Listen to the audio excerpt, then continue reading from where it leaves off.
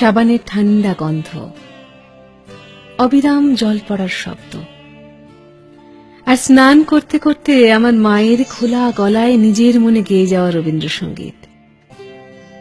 আমার কাছে রবীন্দ্রনাথ মানে এই সব।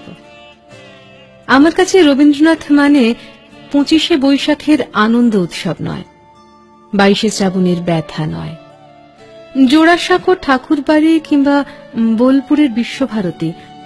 আমি কোথাও তাকে তেমন করে পাই না যেমন পাই আমার মায়ের খোলা গলার গানে।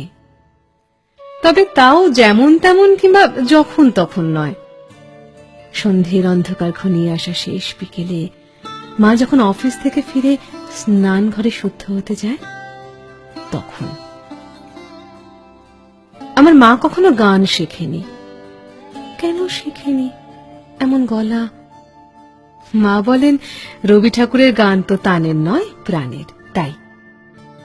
আসলে তার মুখেই এমন কথা মানায়, কারণ বাড়ির পরিবেশ থেকে পাওয়া শিক্ষাই মাকে তৈরি করে দিয়েছিল। আর শেখার দরকার কি, এ কথা বলেন আমার বাবা। মা যখন কলঘরে তার প্রাণের গান গাইতে থাকে তখন জলের ঝিরঝিরে শব্দগুলো যেন সহস্র বীণা হয়ে গানের কথাগুলোকে সুরের সঙ্গে একাকার করে দিয়ে আমার শরীরে ঢুকে যায়। আমি বুঝতে পারি এখন আমার আর রক্ষা নেই, আমি এখন আর কিছুই করতে পারবো না, শুধুই শুনে যাওয়া ছাড়া। তাই মা স্নান ঘরের দরজা বন্ধ করলেই আমি বাইরে কান পাতি। আমি কিন্তু সব শব্দের অর্থ বুঝি না। সেদিন মা গাইছিল, যা হারিয়ে যায় তা আগলে বসে রইব কত আর, আর পারিনে রাত জাগতে হে নাথ, ভাবতে অনিবার। অনিবার, অনিবার শব্দের অর্থে এসে আমি হোঁচট খেয়েছিলাম। আর মাও বোধহয় সব কথাগুলো জানা না থাকায় ঘুরে ফিরে ওই 2 লাইনই গাইছিল। ফলে অর্থ বুঝতে না পারার যন্ত্রণায় আমি ছটফট করছিলাম। মাকে জিজ্ঞাসা করতেই মা বলল, এবার তোমার ক্লাস 6 হলো, সব কথার অর্থ জানতে চাইবে না, নিজে আবিষ্কার করার চেষ্টা করো, ভাবো, আরো ভাবো। আমি ভাবতেই থাকি, কুল কিনারা পাই না। মা বলে, তুমি সত্যি ভাবছো, একটুও না থেমে? আমি বলি, সত্যি ভাবছি মা, নন স্টপ। মা বলল, নন স্টপ ভাবতে পারছো আর ভাবতে অনিবার, এত কঠিন হলো বোঝার পক্ষে? স্কুলে আমরা অনেক উঁচু ক্লাসে এসে বাংলা পড়তে শুরু করি, তাই শক্ত কথায় এসে বারবার মুখ থুবড়ে পড়তে হয়। কিন্তু আমার মায়ের গান আর রবীন্দ্রনাথ এই দুয়ে মিলে আমার স্টকে এখন অনেক বাংলা শব্দ। সেই অর্থে রবীন্দ্রনাথ কিন্তু আমার মাস্টার মশাই, এমনকি আমার ডিকশনারিও। কিন্তু শুধুই তাই নয়, রবীন্দ্রনাথ আমার কাছে আরো অনেক কিছু। আমার মায়ের একটা প্রিয় গান, কাঁদালে তুমি মোরে ভালোবাসারই খায়। 2-1 দিন পরে পরেই মায়ের মুখে গানটা শুনতে শুনতে এই গানটা আমার এমন আপনার হয়ে গেছে যে আলাদা কোনো মানে থাকতে পারে তাই আমার মাথায় আসেনি কখনো, মার কাছে জানতেও চাইনি।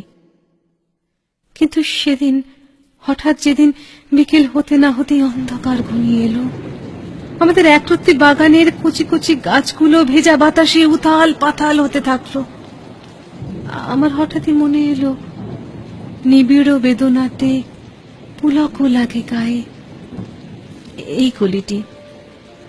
হঠাৎ মনে হলো, প্রচন্ড ঝোড়ো বাতাসে গাছগুলো তো এখনই ছিঁড়ে ছুটে যাবে, তবু যেন ওরা দারুণ আনন্দে আছে। সেই প্রথম বুঝলাম, কান্নার সঙ্গে ভালোবাসার একটা নিকট সম্বন্ধ আছে, গভীর দুঃখের সঙ্গে আনন্দের। গাছেদের ভালো লাগা, চারপাশে প্রাকৃতিক উল্লাস, আর আমার বুঝতে পারার ভালো লাগায় আমি কতক্ষণ বুঁদ হয়ে জানলা ধরে দাঁড়িয়েছিলাম জানি না। চমক ফিরল যখন বুঝতে পারলাম আমার ভীষণ কষ্ট হচ্ছে, ভীষণ ভীষণ। কি একটা ব্যথা আমার গলার কাছটা চেপে ধরেছে। এরই মধ্যে ঝমাঝম বৃষ্টি শুরু হয়ে গেল।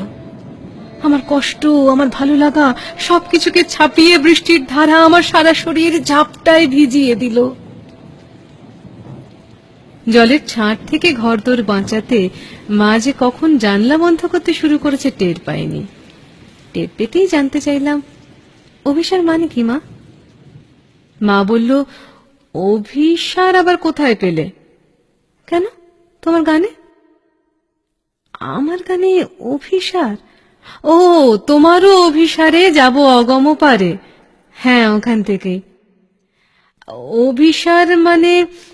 অভিসার মানে যাওয়া, কিন্তু যাওয়া ততটা নয় যতটা যেতে চাওয়া। বলেই মা তার ঘর গেরস্থালি গুছোতে কোথায় যে উধাও হলো। গমন মানে যদি যাওয়া হয়, তাহলে অগম মানে যেখানে যাওয়া যায় না। অগম শব্দটার মানে বুঝতেই অভিসারে যেতে চাওয়া আর যেতে পারা আমার কাছে পরিষ্কার হয়ে গেল। বুঝলাম কেন পরাণে বাজে বাঁশি আর কেনই বা নয়নে বহে ধারা। বুঝলাম দুঃখের মাধুরী মানে ভালো লাগা দুঃখ। আরো বুঝলাম সব কেড়ে নিয়েও কেউ কিছুতেই ছাড়ে না, আবার যার কেড়ে নেওয়া হলো তার মনও সরে না যেতে। দরজায় ছিটকিনি খুলে বাগানে নামতেই গাছেদের মতোই অবস্থা হলো আমার। সকলই নিবে কেড়ে, দিবে না তবু ছেড়ে, মন সরে না যেতে, ফেলিলে কি দায়ে। ভিজতে ভিজতেই বুঝতে পারলাম এই কথার আসল মানেটুকু।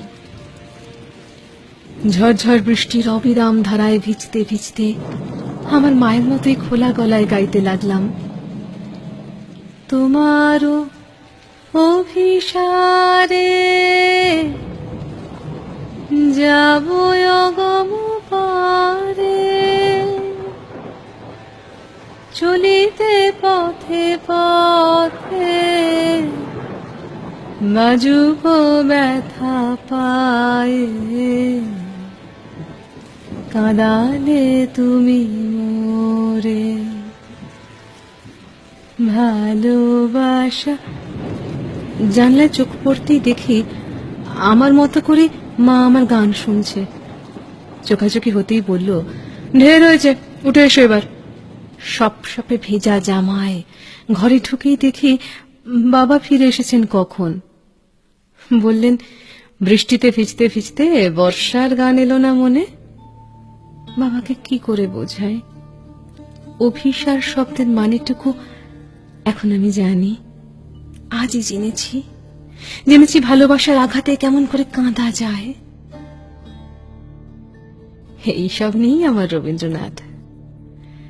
রবীন্দ্রনাথকে আমি এইভাবেই মেঘলা আকাশে, বাদল বাতাসে, মায়ের স্নানের শব্দে, সাবানের গন্ধে, বিকেলের মরে যাওয়া আলো অন্ধকারে বারবার পেতে চাই। বছরের পর বছর, প্রতি বছর, যত দিন যাবে।